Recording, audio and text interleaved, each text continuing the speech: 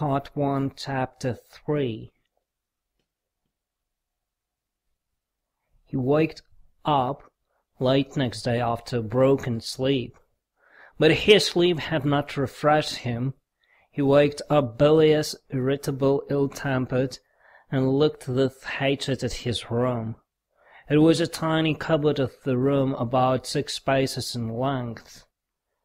It had a poverty-stricken appearance with its dusty yellow paper peeling off the walls, and it was so low-pitched that a man of more than average height was ill at ease in it, and felt every moment that he would knock his head against the ceiling. The furniture was in keeping with the room. There were 3 old chairs, rather rickery, a painted table in the corner, on which lay a few manuscripts and books. The dust that lay thick upon them showed that they had been long untouched. A big clumsy sofa occupied almost the whole of one wall and half the floor space of the room. It was once covered with chintz, but was now in rags and served Raskolnikov as a bed. Often he went to sleep on it, as he was, without undressing, without sheets, wrapped in his old student's overcoat, with his head on one little pillow, under which he heaped up all the linen he had, clean and dirty, by way of the bolster. A little table stood in front of the sofa.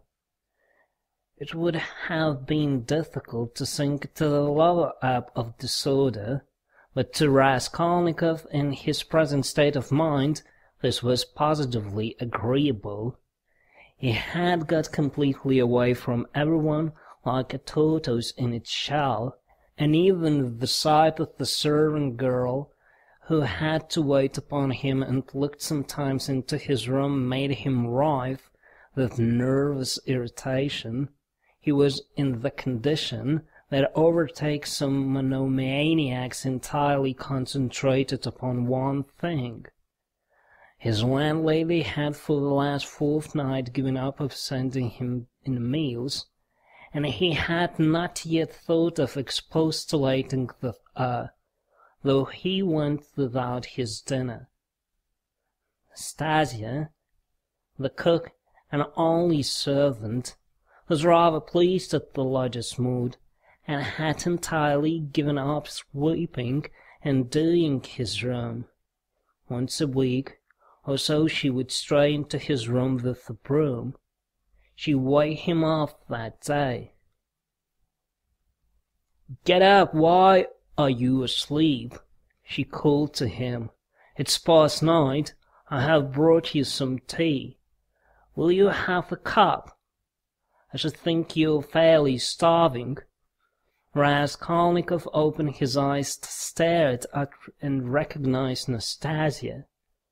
"From a landlady, eh?" he asked, slowly, and with the sickly face sitting up on the sofa. "From the landlady, indeed." She set before him her own cracked teapot full of weak and stale tea, and laid 2 yellow lumps of sugar by the side of it.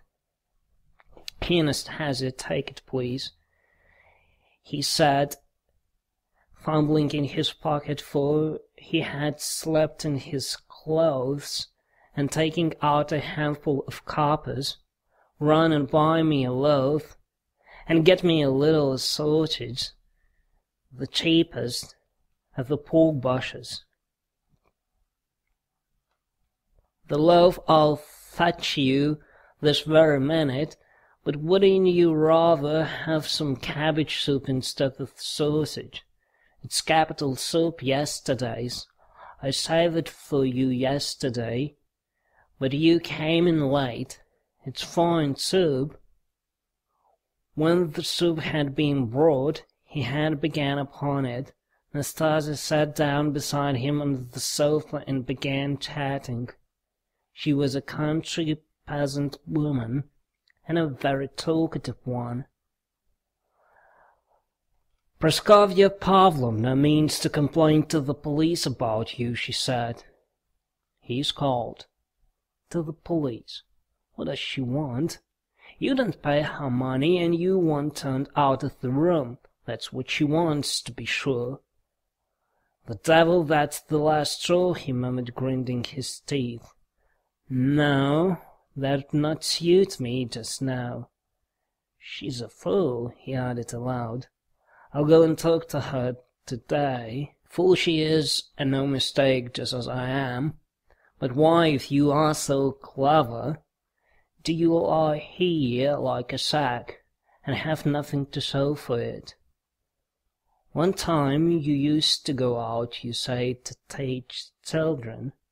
But why is it you do nothing now? I'm doing, Raskolnikov began sullenly and reluctantly. What are you doing? Work? What sort of work?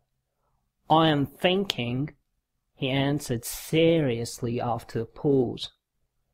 Nastasia was overcome with a fit of laughter. She was given to laughter when anything amused her. She laughed inaudibly, quivering, and shaking all over till she felt ill. And have you made much money by your thinking? She managed to articulate at last. One can't go out to give lessons without food, and I'm sick of it. Don't quarrel with your bread and butter. They pay so little for lessons. What's the use of the few coppers? He answered reluctantly, as though replying to his own thought. And you want to get a fortune all at once? He looked at her strangely. Yes, I want a fortune, he answered firmly, after a brief pause. Don't be in such a hurry. You quite frightened me. Shall I get you the loaf or not? As you please. Oh, I forgot. A letter came for you yesterday when you were out. A letter? For me? From whom? I can't say. I gave 3 kopecks of my own to the postman for it. Then bring it to me, for God's sake, bring it, cried Raskolnikov, greatly excited. Good God! A minute later, the letter was brought him. That was it. From his mother, from the province of R. He turned pale when he took it. It was a long while since he had received a letter, but another failing also suddenly stabbed his heart. Nastasia, leave me alone for goodness sake. Here are your 3 kopecks, but for goodness sake, make haste and go. The letter was quivering in his hand. He did not want to open it in her presence. He wanted to be left alone with his letter. When Nastasia had gone out, he lifted it quickly to his lips and kissed it. Then he gazed intently at the dress, the small, sloping handwriting, so dear and familiar, of the mother who had once taught him to read and write. He delayed. He seemed almost afraid of something. At last he opened it. It was a thick, heavy letter, weighing over 2 ounces. 2 large sheets of note paper were covered with very small handwriting. My dear Roger, wrote his mother, it's 2 months since I last had to talk with you by letter, which was distressed me and even kept me awake at night thinking. But I am sure you will not blame me for my inevitable silence. You know how I love you. You are all we have to look to, Donna and I.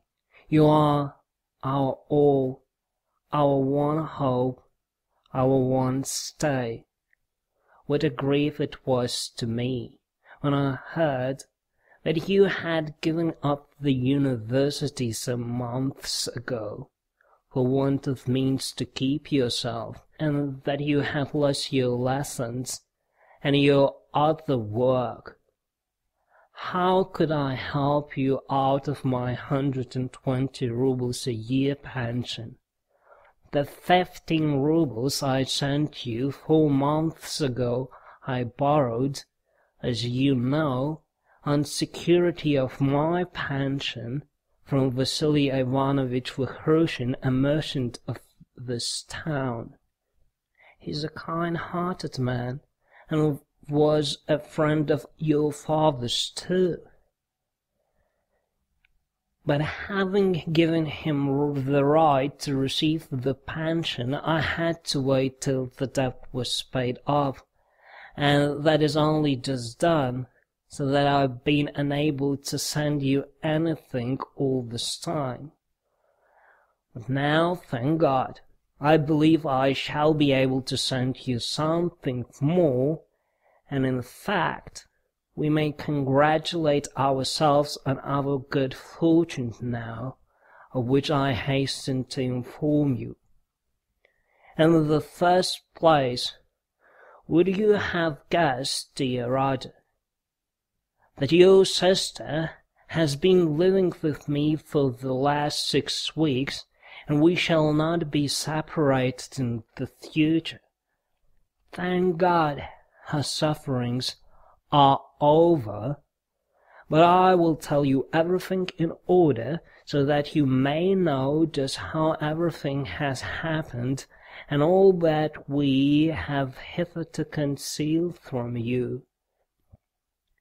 When you wrote to me 2 months ago that you had heard that Donna had a great deal to put up with the Switzergalov's house, when you wrote that and asked me to tell you all about it, what could I write in answer to you? If I had written the whole truth to you, I dare say you would have thrown up everything, and have to come to us, even if you had to walk all the way, for I know your character and your failings, and you would not let your sister be insulted. I was in despair myself, but what could I do? And besides, I did not know the whole truth myself then. What made it all so difficult was that Donna received 100 rubles in advance, when she took the place as governess in their family, on condition of part of her salary being deducted every month, and so it was impossible to throw up the situation without repaying the debt. This time, now I can explain it all to you, my precious Rhode. She took chiefly in order to send you 60 rubles, which you needed so terribly then, and which you received from us last year. We deceived you then, writing that this money came from Donna's savings, but that was not so. And now I tell you all about it because, thank God, things have suddenly changed for the better, and that you may know how Donna loves you and what a heart she has. First, indeed, Mr. Svitrigailov treated her very rudely and used to make disrespectful and jeering remarks at table, but I don't want to go into all those painful details, so as not to worry you for nothing. when it is now all over. In short, in spite of the kind of generous behavior in Marfa Petrovna, Mr. Svidrigaïlov's wife, and all the rest of the household, Donna had a very hard time, especially when Mr. Svidrigaïlov, relapsing into his old regimental habits, was under the influence of Bacchus. And how do you think it was all explained later on? Would you believe that the crazy fellow had conceived a passion for Donna from the beginning, but had concealed it under a show of rudeness and contempt? Possibly he was ashamed and horrified himself at his own flighty hopes, considering his years and his being the father of a family, and that made him angry with Donna, and possibly, too, he hoped by his rude and sneering behavior to hide the truth from others. But at last he lost all control, and had the face to make Donna an open and shameful proposal, promising her all sorts of inducements and offerings besides, to throw up everything and take her to another estate of his, or even abroad. You can imagine all she went through. To leave her situation at once was impossible, not only on account of the money debt, but also to spare the feelings of Marfa Petrovna, whose suspicions would have been aroused, and then Donna would have been the cause of the rupture in the family, and it would have meant a terrible scandal for Donna too. That would have been inevitable. There were various other reasons owing to which Donna could not hope to escape from that awful house for another 6 weeks. You know Donna, of course. You know how clever she is, and what a strong will she has.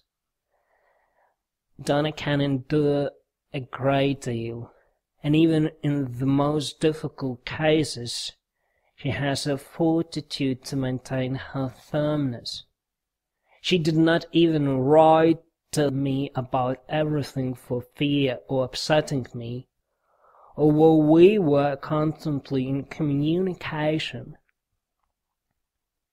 It all ended very unexpectedly.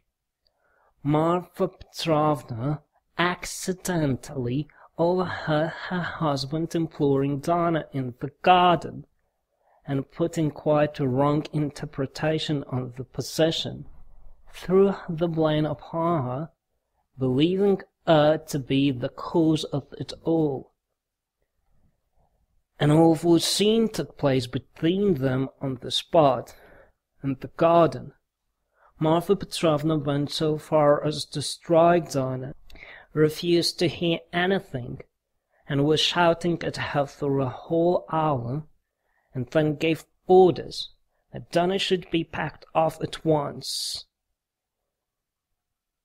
To me, in a plain peasant's cart, into which they flung all her things, her linen, her clothes, all pell-mell, without folding it up and packing it.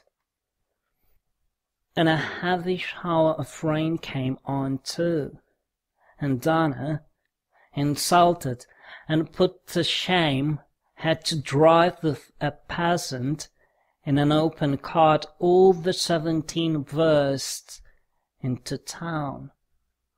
Only think now, what answer could I have sent to the letter I received from you 2 months ago, and what could I have written?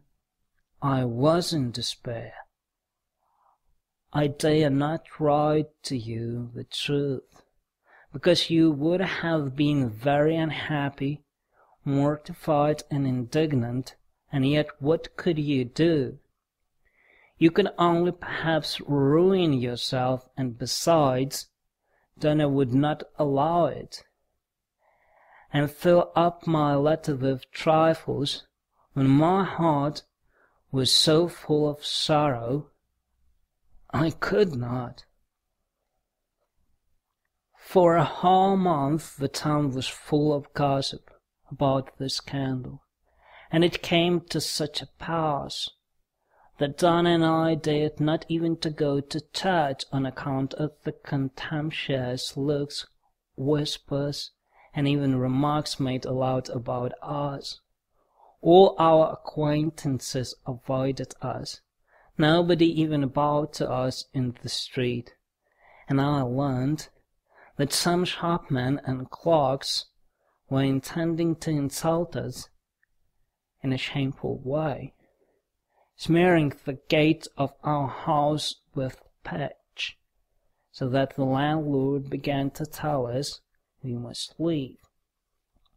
All this was said going by Marfa Petrovna, who managed to slander Donna and throw dirt at her in every family. She knows everyone in the neighborhood, and that month she was continually coming into the town, and as she is rather talkative and fond of gossiping about her family affairs, and particularly of complaining to all and each of her husband, which is not at all right. So in a short time she had spread her story not only in the town, but over the whole surrounding district. It made me ill, but Donna bore it better than I did. And if only you could have seen how she endured it all, and tried to comfort me and cheer me up. She's an angel. But by God's mercy, our sufferings were cut short. Mr. Svidrigailov returned to his senses and repented, and probably, feeling sorry for Donna, he laid before Marfa Petrovna a complete and unmistakable proof of Donna's innocence, in the form of a letter Donna had been forced to write and give to him before Marfa Petrovna came upon them in the garden. This letter, which remained in Mr. Svidrigailov's hands after her departure, she had written to refuse personal explanations and secret interviews for which he was entreating her. In that letter she reproached him with great heat and indignation for the poor baseness of his behavior in regard to Marfa Petrovna, reminding him that he was the father and head of a family, and telling him how infamous it was of him to torment and make unhappy a defenseless girl, unhappy enough already.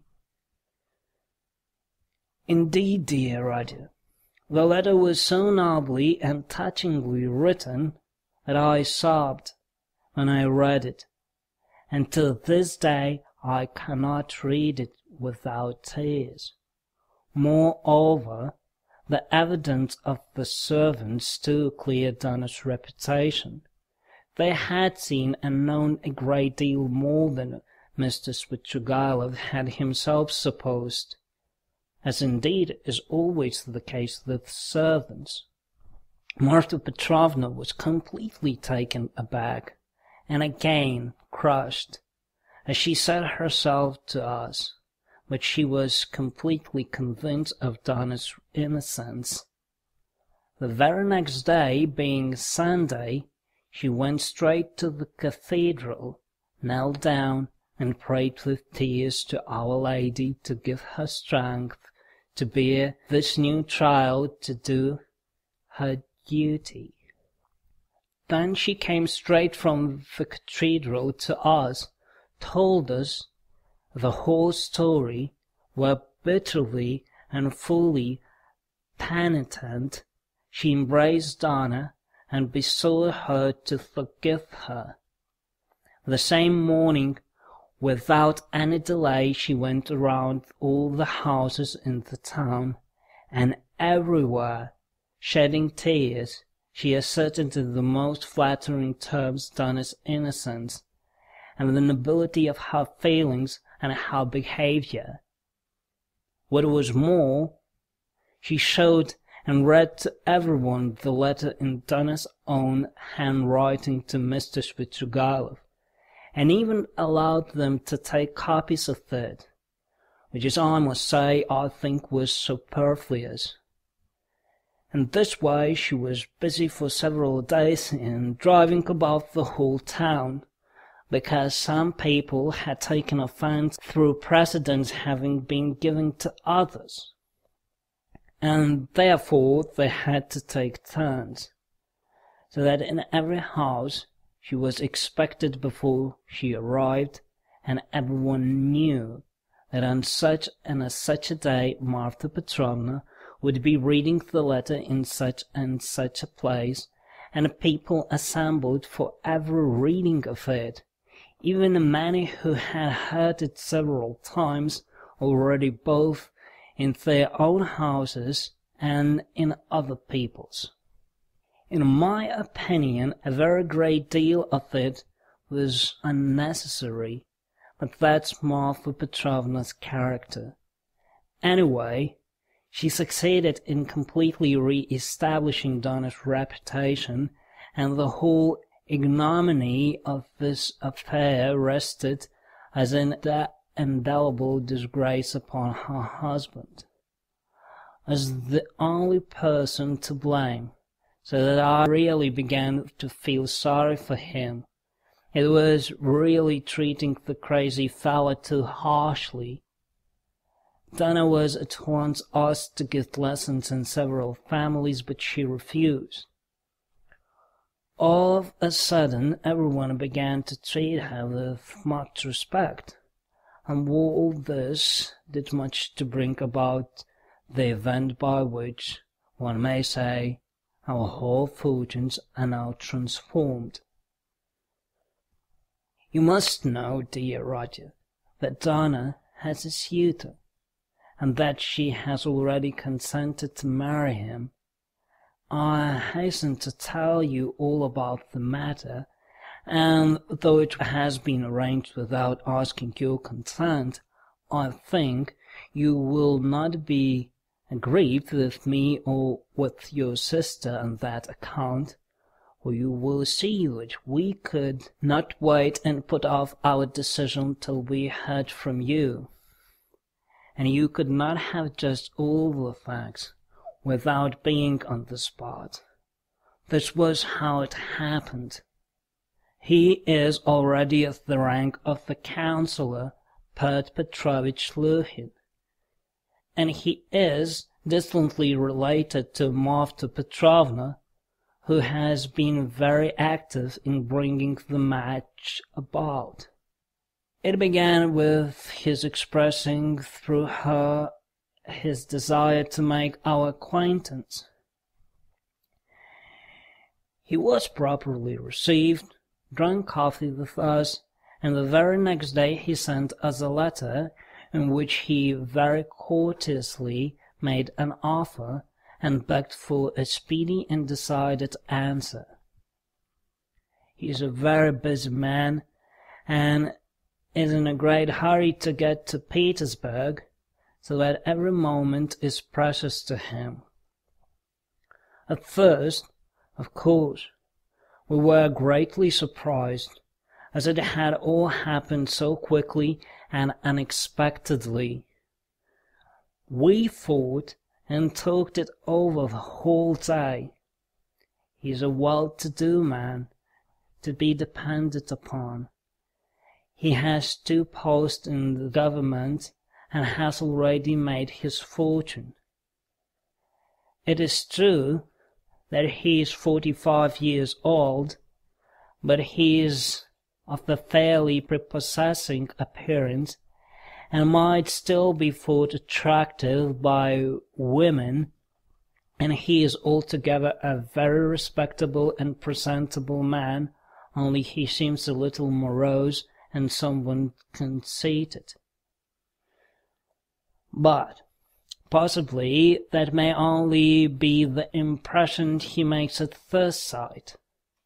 And be aware, dear Rhode, when he comes to Petersburg, as he shortly will do, be aware of judging him too hastily and severely, as your way is.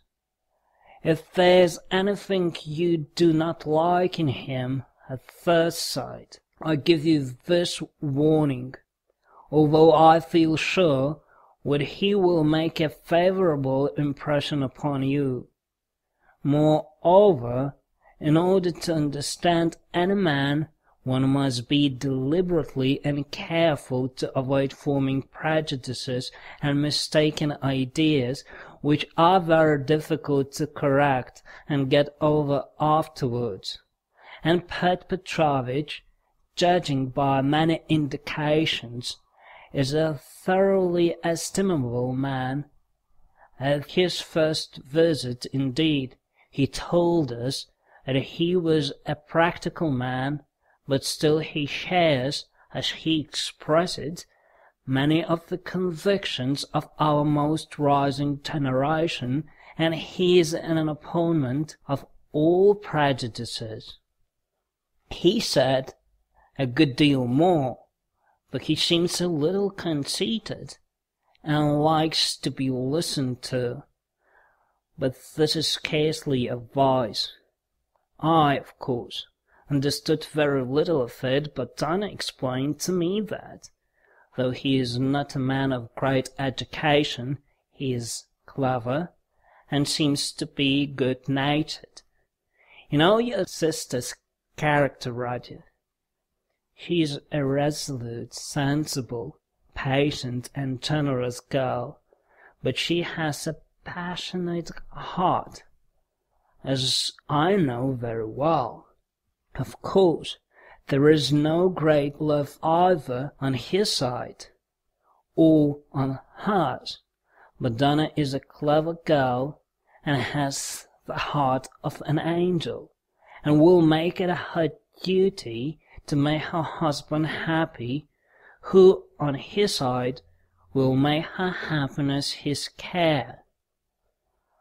Of that we have no good reason to doubt, though it must be admitted the matter has been arranged in great haste.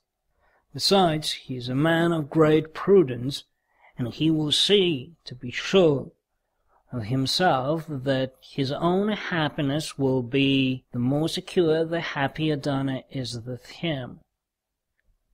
And as for some defects of character, for some habits and even certain differences of opinion, which indeed are inevitable even in the happiest marriages, Donna has said that, as regards all that, she relies on herself, that there is nothing to be uneasy about, and that she is ready to put up with a great deal, if only their future relationship can be an honorable and straightforward one.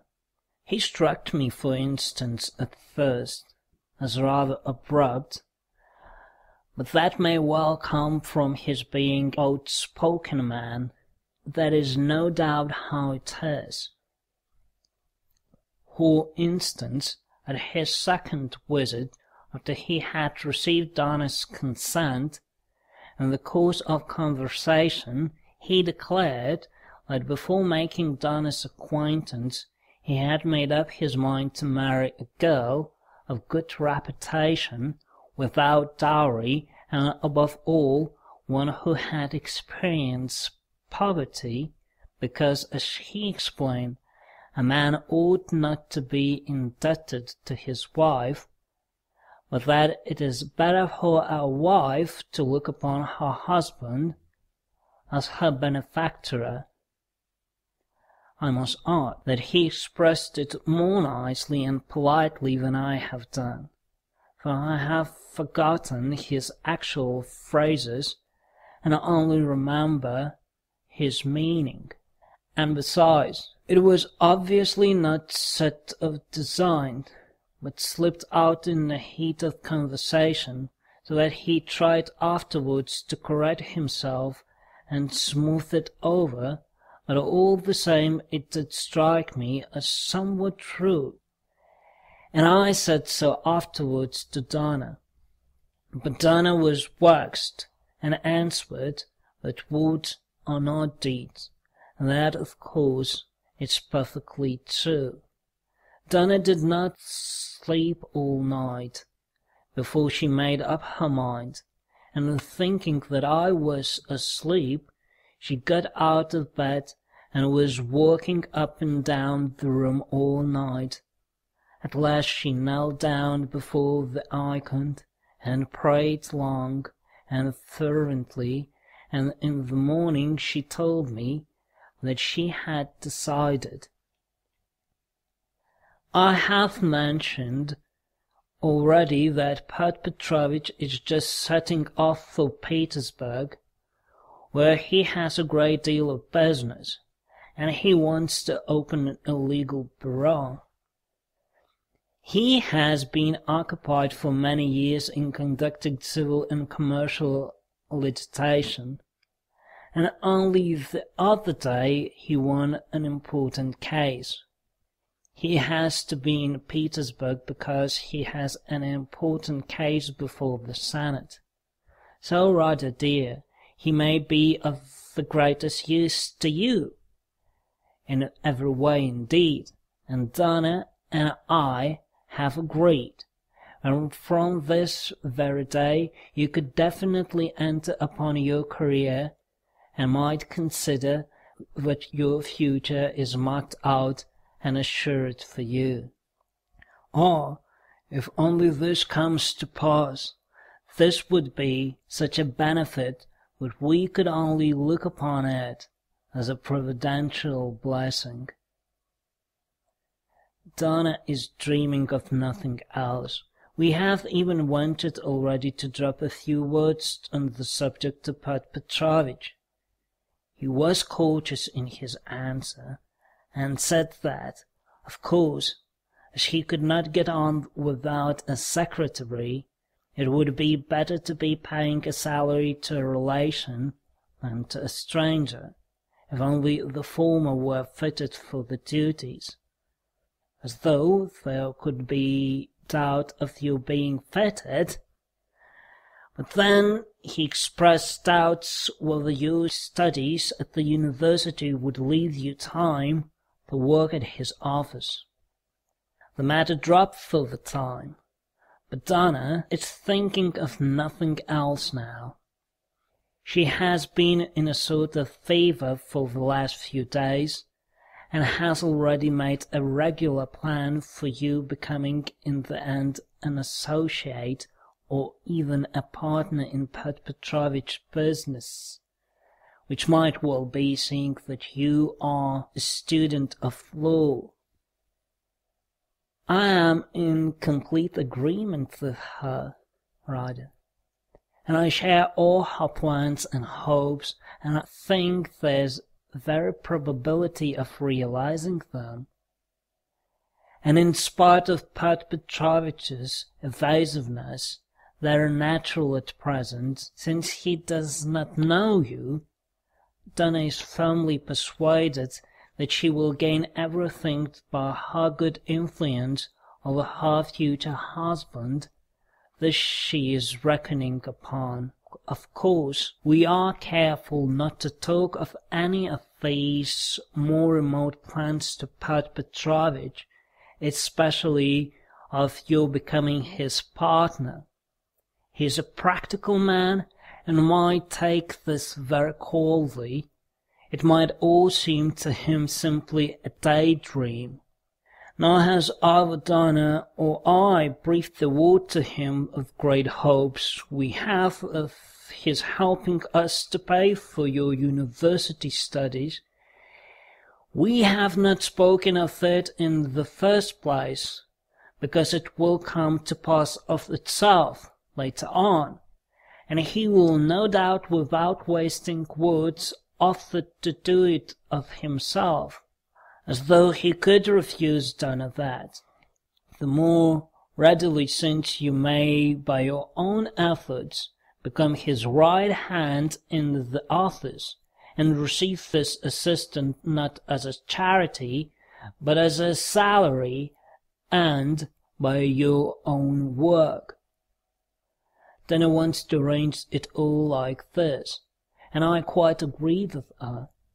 And we have not spoken of our plans for another reason.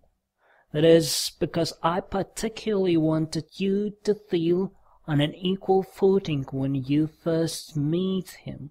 When Donna spoke to him with enthusiasm about you, he answered that one could never judge of a man without seeing him close for oneself, and that he looked forward to forming his own opinion when he makes your acquaintance.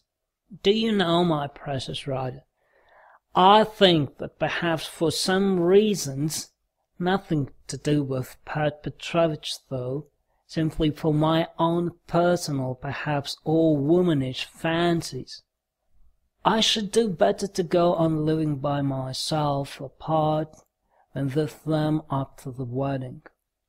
I am convinced that he will be generous and delicate enough to invite me and to urge me to remain with my daughter for the future, and if he has said nothing about it hitherto, it is simply because it has been taken for granted. But I shall refuse.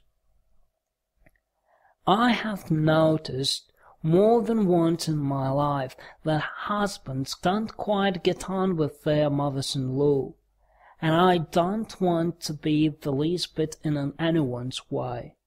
And for my own sake, too, would rather be quite independent, so as long as I have a crust of bread of my own, and such children as you and Donna. If possible, I would settle somewhere near you.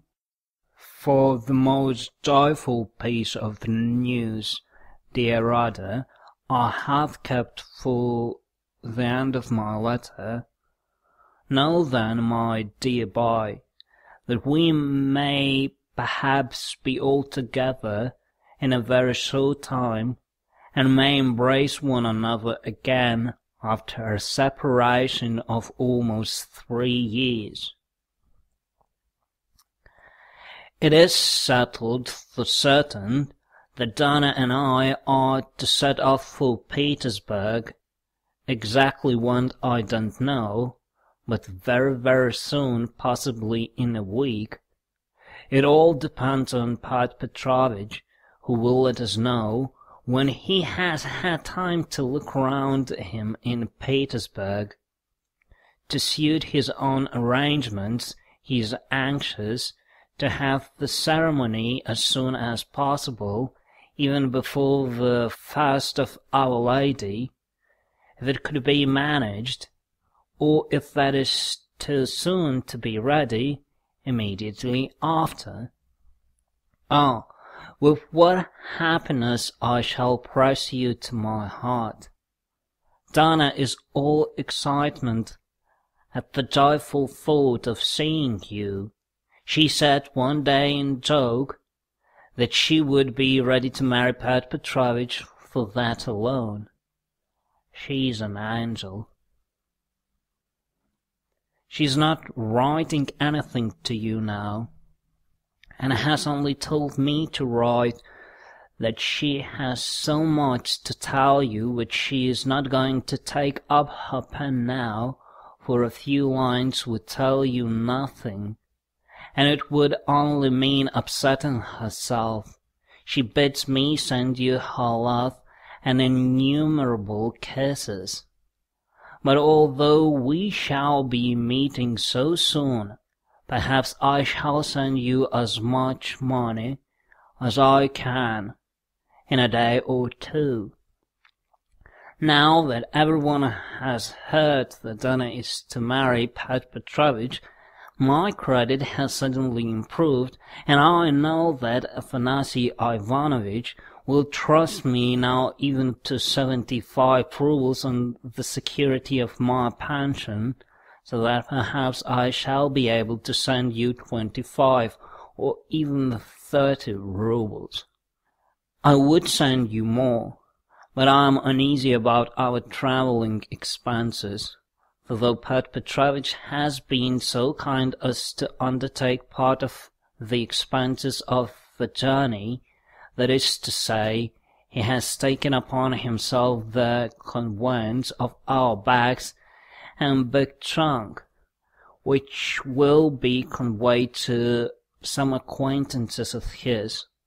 We must reckon upon some expense on our arrival in Petersburg, where we can't be left without a halfpenny, at least for the first few days.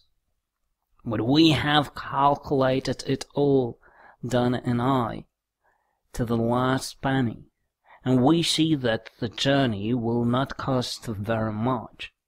It is only 90 versts from us to the railway, and we have come to an agreement with the driver we know, so as to be in readiness, and from there Donna and I can travel quite comfortably third class, so that I may very likely to be able to send to you not 25, but 30 rubles. But enough. I have covered 2 sheets already, and there is no space left for more. Our whole history. But so many events have happened. And now, my precious Rhode, I embrace you and send you a mother's blessing till we met. Love Donna, your sister, Rhode. Love her as she loves you, and understand that she loves you beyond everything, more than herself. She is an angel, and you, Rhode, you are everything to us, our one hope, our one consolation. If only you are happy, we shall be happy. Do you still say your prayers, Rhode, and believe in the mercy of our Creator and our Redeemer? I am afraid in my heart that you may have been visited by the new spirit of infidelity that is abroad today. If it is so, I pray for you. Remember, dear boy, how in your childhood, when your father was living, you used to lift your prayers at my knee, and how happy we all were in those days. Goodbye, till we meet then. I embrace you warmly, warmly, with many kisses. Yours till death, Porfiry Raskolnikov. Almost from the first, while he read the letter, Raskolnikov's face was wet with tears. But when he finished it, his face was pale and distorted, and a bitter, wrathful, and malignant smile was on his lips. He laid his head down on his threadbare, dirty pillow, and pondered a long time. His heart was beating violently, and his brain was in a turmoil. At last he felt cramped and stifled in the little yellow room that was like a cupboard or a box. His eyes and his mind craved for space. He took up his hat and went out, this time without dread of meeting anyone. He had forgotten his dread. He turned in the direction of the Vasilevsky Ostrov, walking along Vasilevsky Prospect, as though hastening on some business, but he walked, as his habit was, without noticing his way, muttering and even speaking aloud to himself, to the astonishment of the passers-by. Many of them took him to be drunk. End of Part 1, Chapter 3. Part 1, Chapter 4. His mother's letter had been a torture to him, but as regards the chief fact in it, he had felt not one moment's hesitation, even whilst he was reading the letter. The essential question was settled, and irrevocably settled in his mind. Never such a marriage, when I am alive and Miss Delusion be damned. The thing is perfectly clear, he muttered to himself with a malignant smile, anticipating the triumph of his decision. No, mother, no, Donna, you won't deceive me, and they apologize for not asking my advice, and for taking the decision without me. I dare say they imagined it is arranged now, and can't be broken off. But we will see whether it can or not. A magnificent excuse. Pat Petrovich is such a busy man that even his wedding has to be in post-haste, almost by express. No, Donna, I see it all, and I know what you want to say to me. I know, too, what you were thinking about when you walked up and down all night, and what your prayers were like before the Holy Mother of Kazan, who stands in the mother's bedroom. Bitter is the accent to Golgotha. So it is finally settled. You have determined to marry a sensible businessman, Avdotya Romanovna, one who has a fortune, has already made his fortune, that is so much more solid and impressive, a man who holds 2 government posts and who shares the ideas of our most rising generation, as Mother writes, and who seems to be kind, as Donna herself observes. That seems beats everything, and that Veridana for that there seems is marrying him. Splendid, splendid. But I should like to know why Mother has written to me about our most rising generation, simply as a descriptive touch, or with the idea of prepossessing me in favour of Miss Delusion, or the cunning of them. I should like to know one thing more, how far they were open with one another that day and night, and all this time since. Was it all put into words, or did both understand that they had the same thing at heart and in their minds, so that there was no need to speak of it aloud, and better not speak of it? Most likely it was partly like that.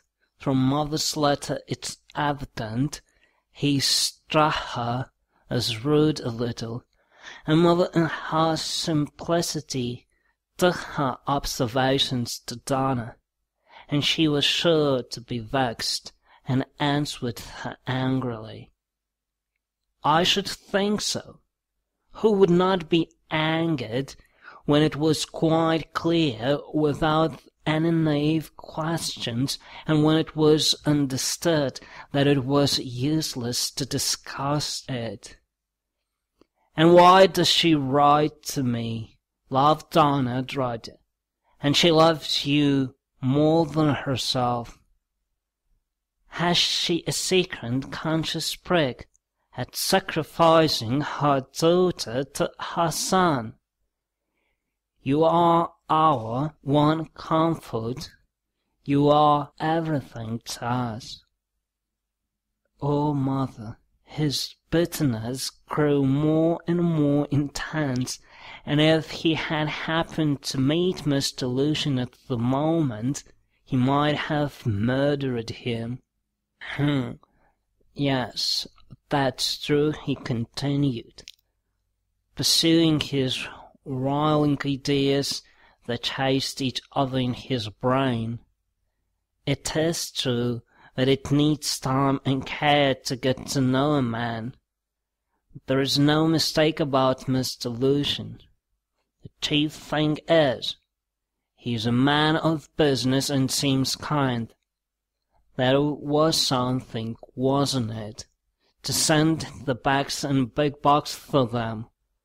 A kind man, no doubt after that, but his bride, her mother, had to drive in a peasant's car, in the peasant's cart covered with sacking. I know, I have been driven in it. No matter, it is only 90 worst, and they can travel very comfortably third class for 1,000th worsts. Quite right, too. One must cut one's coat according to one's cloth. But what about Mr. Lucian? She is your bride, and you must be aware that her mother has to raise money on her pension for the journey. To be sure, it's a matter of business, a partnership for mutual benefit, with equal shares and expenses, food and drink provided, but pay for your tobacco. The businessman has got to be better than them too. The luggage will cost less than their fares, and very likely to go for nothing. How is it that they don't both see all that? Or is it that they don't want to see? And they are pleased. And to think that is only the first blossoming, and that the real fruits are to come. But what really matters is not the stinginess, is not the meanness, but the tone of the whole thing. That will be the tone after marriage.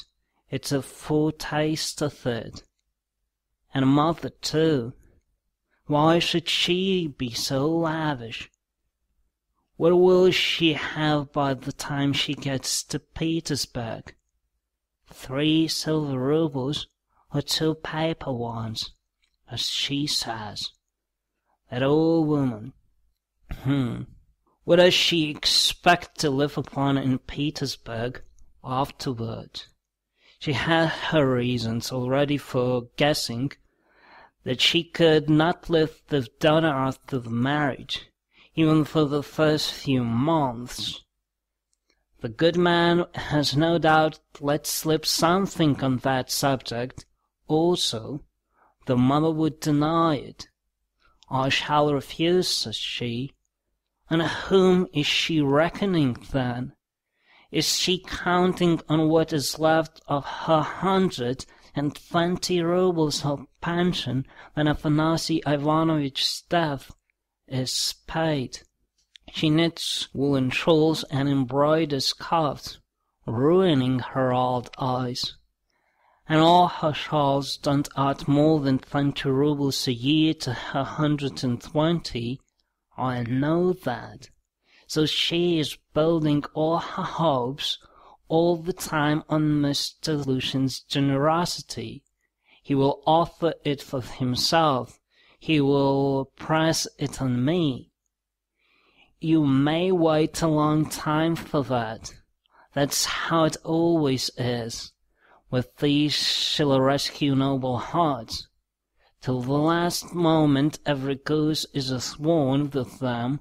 Till the last moment they hope for the best, and will see nothing wrong, and although they have an inkling of the other side of the picture, yet they won't face the truth till they are forced to. The very thought of it makes them shiver. They thrust the truth away with both hands, until the man they deck out in the false colours puts the false cap on them with his own hands. I should like to know whether Mr. Lucian has any orders of merit. I bet he has the Anna in his buttonhole, and that he puts it on when he goes to dine with contractors or merchants. He will be sure to have it for his wedding too. Enough of him. Confound him. Well, Mother, I don't wonder at. It's like her, God bless her. But how could Donna, darling, as though I did not know you. You were nearly 20 when I saw you last. I understood you then. Mother writes that Donna can put up with a great deal. I know that very well. I knew that 2 years and a half ago, and for the last 2.5 years I have been thinking about it, thinking of just that Donna can put up with a great deal. If she could put up with Mr. Svidrigailov and all the rest of it, she certainly can put up with a great deal. And now, Mother, and she have taken it into their heads that she can put up with Mr. Lucian, who propounds the theory of the superiority of wives raised by destitution and owing everything to their husband's bounty, who propounds it, too, almost at the first interview. Granted that he let it slip, though he is a sensible man, and maybe it was not a slip at all, but he meant to make himself clear as soon as possible. But Donna, she understands the man, of course, but she will have to live with the man. Why? She live on black bread and water. She would not sell her soul. She would not barter her moral freedom for comfort. She would not barter it for all Schleswig-Holstein, much less Mr. Lucian's money. Now, Donna was not that sort when I knew her, and she is still the same, of course. Yes, there is no denying the Svidrigailovs are a bitter pearl. It's a bitter thing to spend one's life a governess in the provinces for 200 rubles, but I know she would rather be a nigger on a plantation or a lad with the German master than degrade her soul and her moral dignity by binding herself for ever to a man whom she does not respect and with whom she has nothing in common for her own advantage. And if Mr. Lucian had been of unallowed gold, or one huge diamond, she would never have consented to becoming his legal concubine.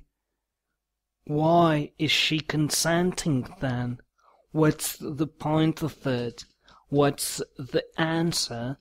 It's clear enough. For herself, for her comfort, to save her life she would not sell herself, but for someone else she is doing it.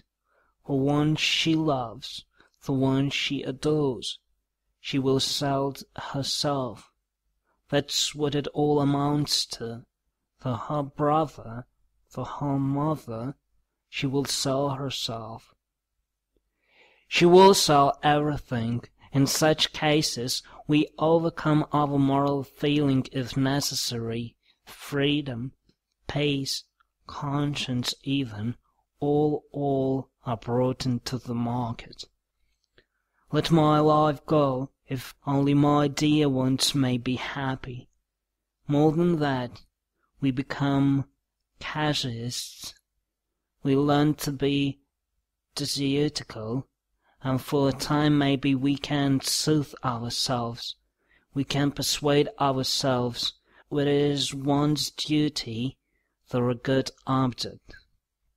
That's just like us. It is clear as a daylight. It's clear that Rodion Romanovich Raskolnikov is the central figure in the business, and no one else. Oh yes, she could ensure his happiness, keep him in the university, make him a partner in the office, make his whole future secure.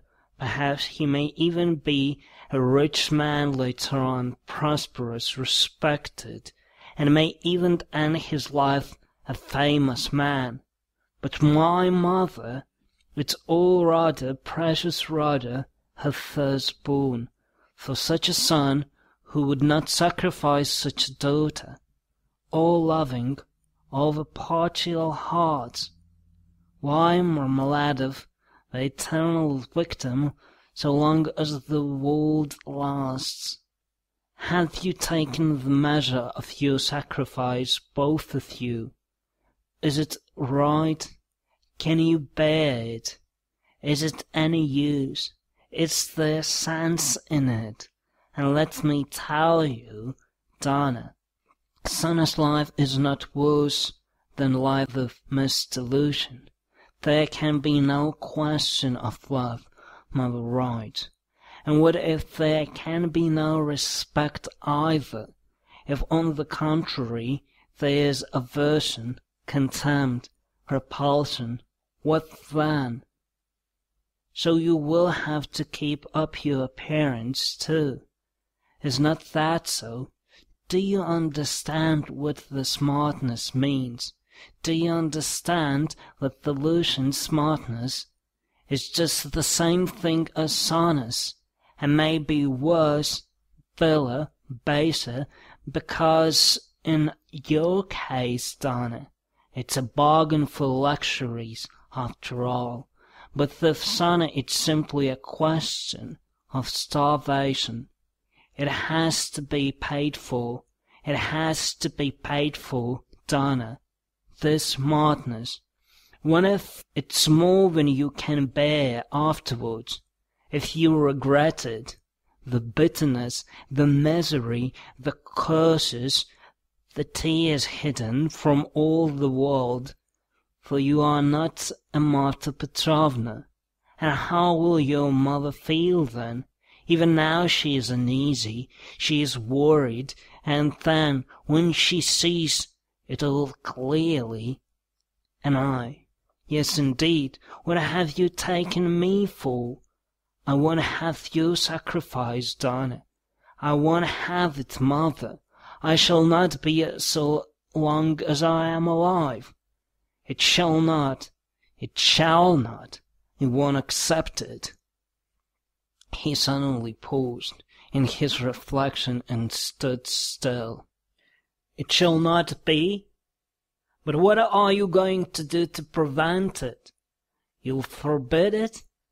And what right have you? What can you promise them on your side to give you such a right? Your whole life? Your whole future?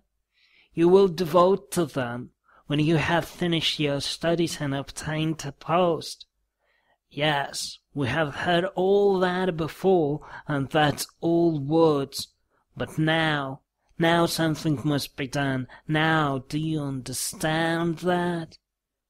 And what are you doing now? You are living upon them.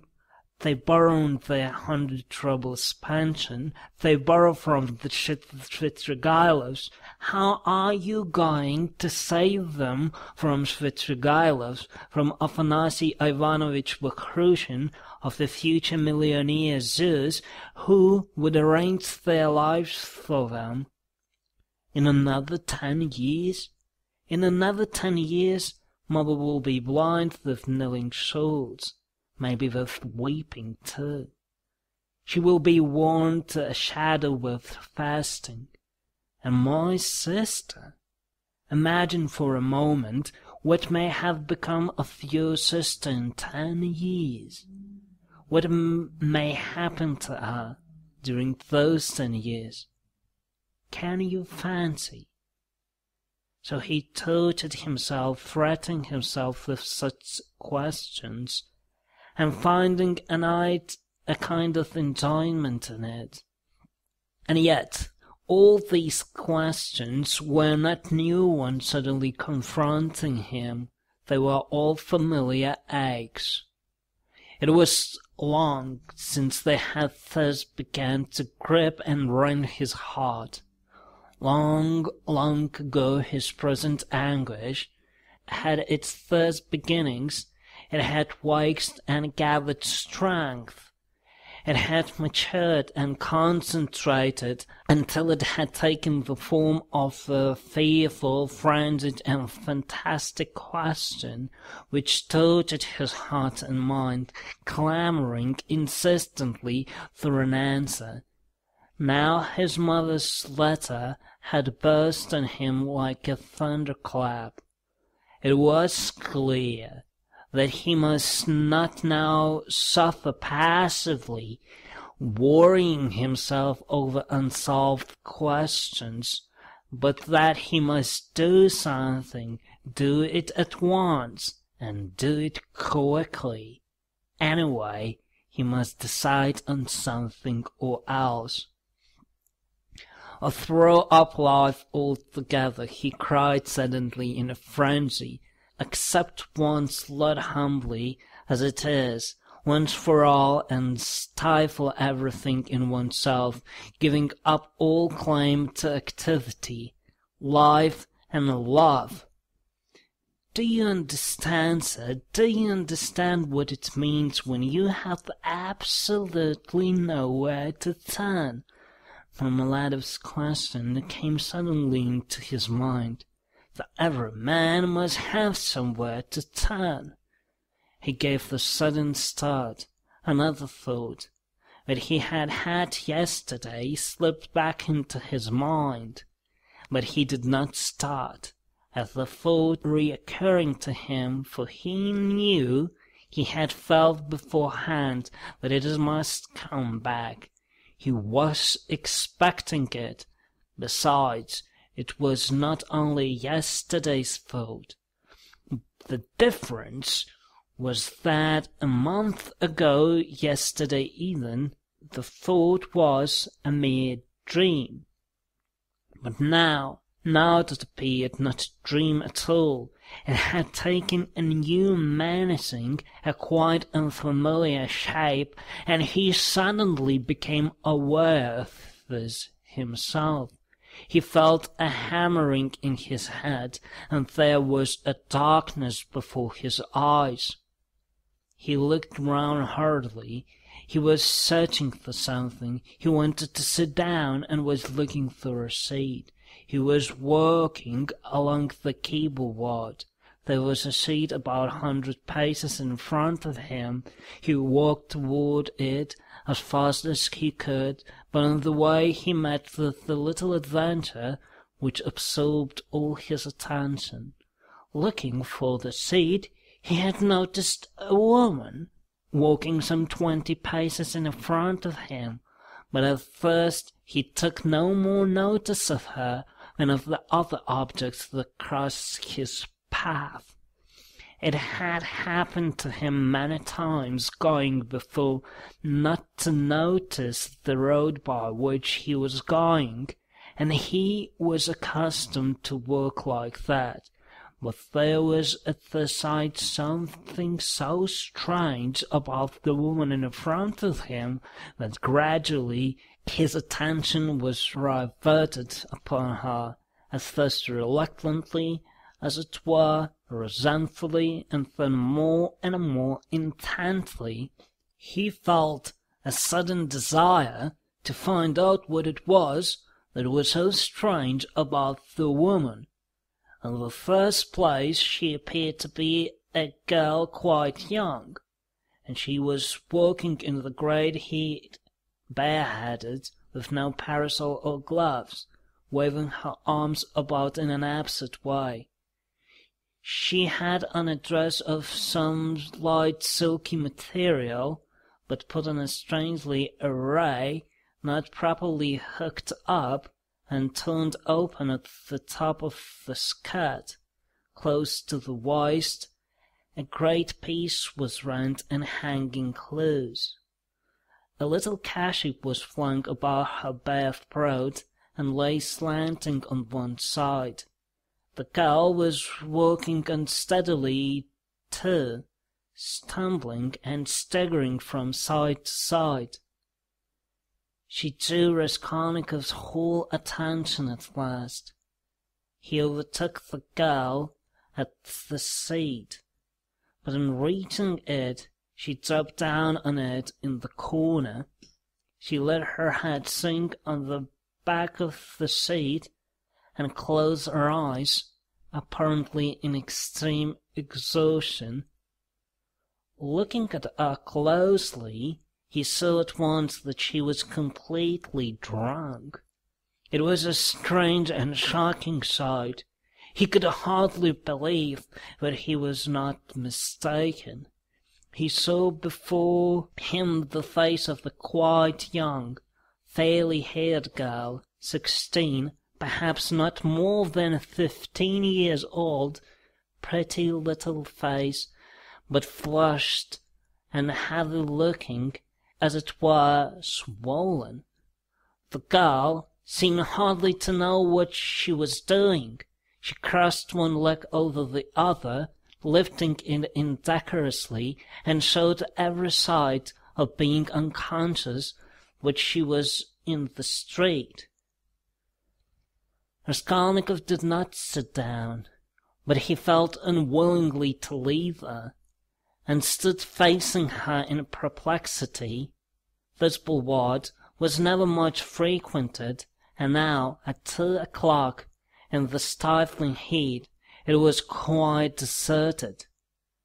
And yet, on the further side of the boulevard, about 15 paces away, a gentleman was standing on the edge of the pavement.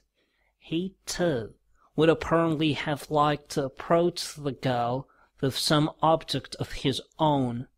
He, too, had probably seen her in the distance and had followed her, but found Raskolnikov in his way. He looked angrily at him, though he tried to escape his notice, and stood impatiently, biding his time, till the unwelcome man in rags should have moved away. His intentions were unmistakable.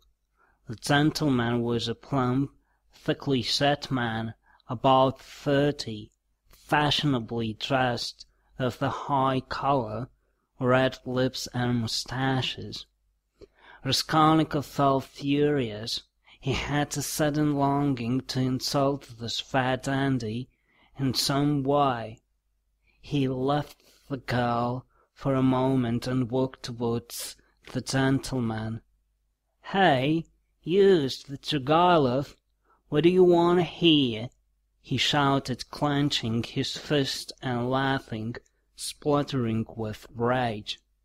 "What do you mean?" the gentleman asked, sternly, scowling in haughty astonishment. "Get away, that's what I mean." "How dare you, you low fella?" He raised his cane. Raskolnikov rushed at him with his fists, without reflecting that the stout gentleman was a match for the too manly himself.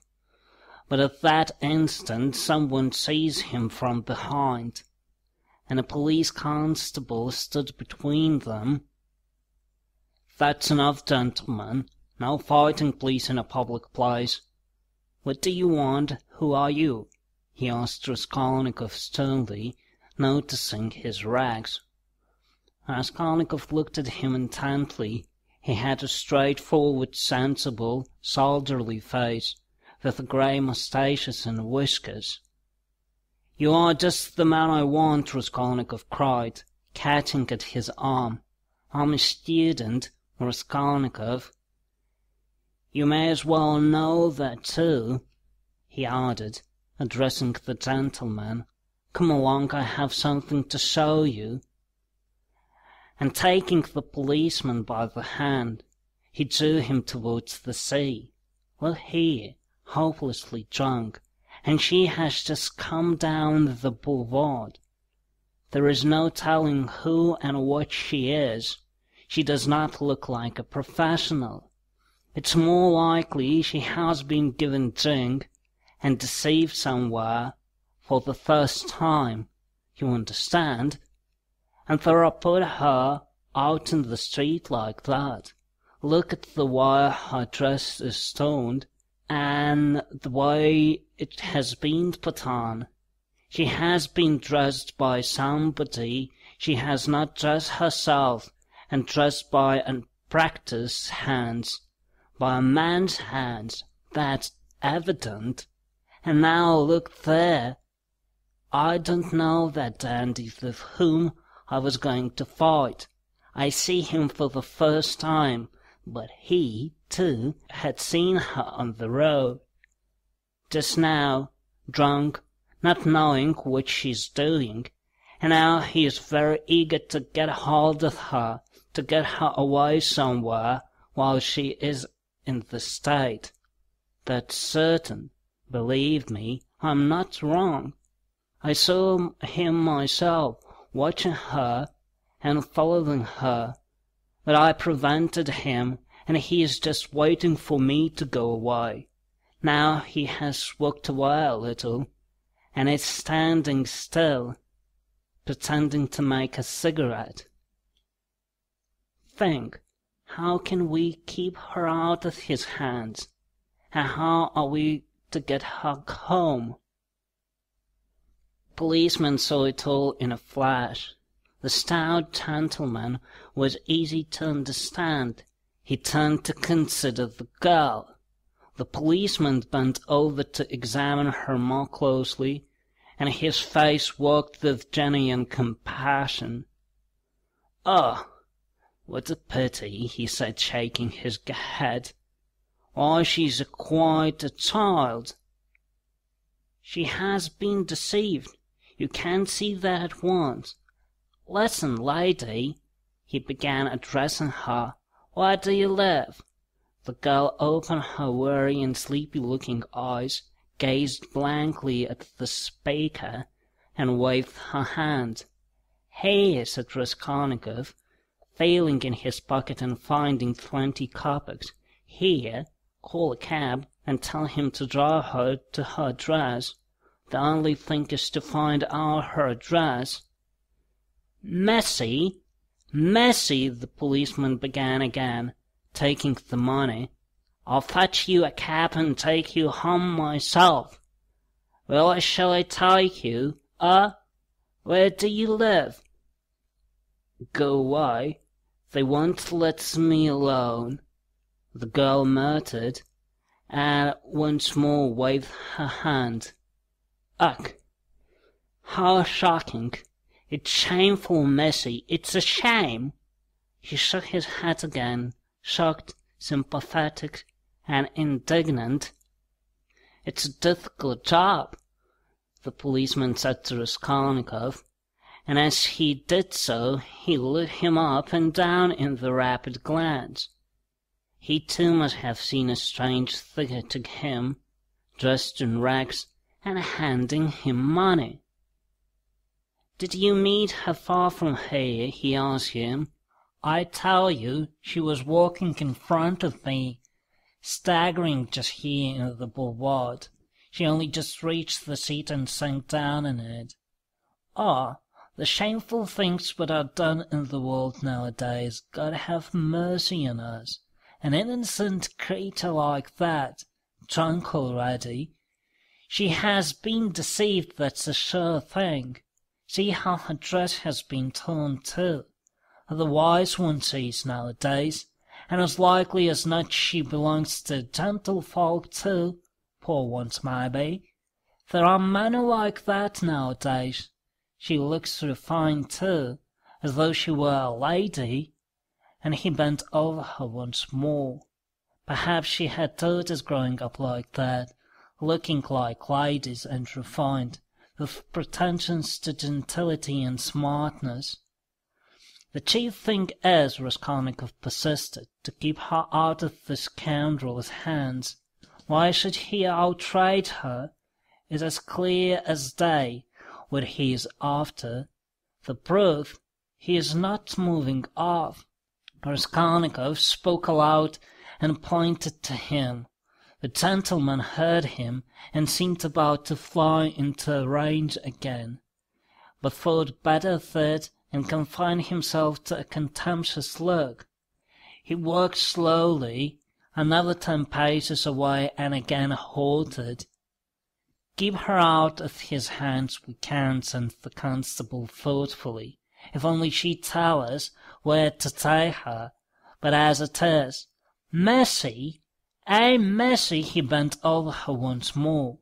She opened her eyes fully all of a sudden, looked at him intently, as though realizing something, got up from the seat and walked away in the direction from which she had come. "Oh, shameful wretches, they won't let me alone," she said, waving her hand again. She walked quickly, though staggering as before. The dandy followed her, but along another avenue, keeping his eye on her. "Don't be anxious, I won't let him have her," the policeman said resolutely, and he set off after them. "Oh, the wise one sees nowadays," he repeated aloud, sighing. At that moment something seemed to sting Raskolnikov. In an instant a complete revulsion of feeling came over him. "Hey, here!" he shouted after the policeman. The latter turned round. "Let them be! What is it to do with you? Let her go! Let him amuse himself!" He pointed at the dandy. "What is it to do with you?" The policeman was bewildered, and stared at him open-eyed. Raskolnikov laughed. "Well," ejaculated the policeman, with a gesture of contempt, and he walked after the dandy and the girl, probably taking Raskolnikov for a madman, or something even worse. "He has carried off my 20 kopecks," Raskolnikov murmured angrily when he was left alone. "Well, let him take as much from the other fellow to allow him to have the girl, and so let it end. And why did I want to interfere? Is it for me to help? Have I any right to help? Let them devour each other alive. What is to me? How did I dare to give him 20 kopecks? Were they mine?" In spite of those strange words, he felt very wretched. He sat down on the deserted seat. His thoughts strayed aimlessly. He found it hard to fix his mind on anything at that moment. He longed to forget himself altogether, to forget everything, and then to wake up and begin life anew. "Poor girl," he said, looking at the empty corner where she had sat. "She will come to herself and weep, and then her mother will find out. She will give her a beating, a horrible, shameful beating, and then maybe turn her out of doors. And then, if she does not, the Darya Frantazovnas will get wind of it, and the girl will soon be slipping out on the sly here and there. Then there will be the hospital directly. That's always with the luck of those girls, with respectable mothers, who go wrong on the sly. And then, again the hospital, drink, the taverns, and more hospital. In 2 or 3 years, a wreck. And her life over at 18 or 19. Have not I seen cases like that? And how have they been brought to it? Why they all come to it like that? Ah, but what does it matter? That's as it should be, they tell us. A certain percentage, they tell us, must every year go that way, to the devil. I suppose so that the rest may remain chaste, and not be interfered with. A percentage! What splendid words they have! They are so scientific, so consolatory. Once you've said percentage, there is nothing more to worry about. If we had any other word, maybe we might feel more uneasy. But what if Dinah were one of the percentage, of another one, if not that one? Well, where I'm going, he thought silently. Strange, I came out for something. As soon as I had read the letter, I came out. I was going to Vasilevsky's Ostrov to Ransomr, that's what it was. Now I remember. What for, though? And what put the idea of going to Ransomr into my head just now? That's curious. He wondered at himself. Ransomr was one of his old comrades at the university. It was remarkable that Raskolnikov had hardly any friends at the university. He kept aloof from everyone, went to see no one, and did not welcome anyone who came to see him, and indeed everyone soon gave him up. He took no part in the students' gatherings, amusements, or conversations. He worked with great intensity without sparing himself, and he was respectable for this, but no one liked him. He was very poor, and there was a sort of haughty pride and reserve about him, as though he were keeping something to himself. He seemed to some of his comrades to look down upon them all as children, as though he were superior in development, knowledge, and convictions, as though their beliefs and interests were beneath him. With Ransomr he had got on, or at least he was more unreserved and communicative with him. Indeed, it was impossible to be on any other terms with Ransomr. He was an exceptionally good-humoured and candid youth, good-natured to the point of simplicity, though both depth and dignity lay concealed under that simplicity. The better of his comrades understood this, and all were fond of him. He was extremely intelligent, though he was certainly rather a simpleton at times.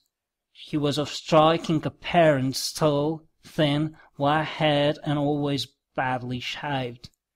He was sometimes uproarious, and was reputed to be of great physical strength. One night, when out in the stiff company, he had with one blow laid a gigantic policeman on his back. There was no limit to his drinking powers, but he could abstain from drink altogether. He sometimes went too far in his pranks, but he could do without pranks altogether. Another thing striking about Ransomr, no failure distressed him, and it seemed as though no unfavorable circumstances could crush him. He could lodge anywhere and bear the extremes of cold and hunger. He was very poor, and kept himself entirely on what he could earn by work of one sort or another. He knew no end of resources by which to earn money. He spent one whole winter without lighting his stove, and he used to declare that he liked it better because one slept more soundly in the cold. For the present he, too, had been obliged to give up the university, but it was only for a time, and he was working with all his might safe enough to return to his studies again. Raskolnikov had not been to see him for the last 4 months, and Razumihin did not even know his address. About 2 months before, they had met in the street, but Raskolnikov had turned away and even crossed to the other side that he might not be observed. And though Razumihin noticed him, he passed him by, as he did not want to annoy him. End of Part 1, Chapter 4.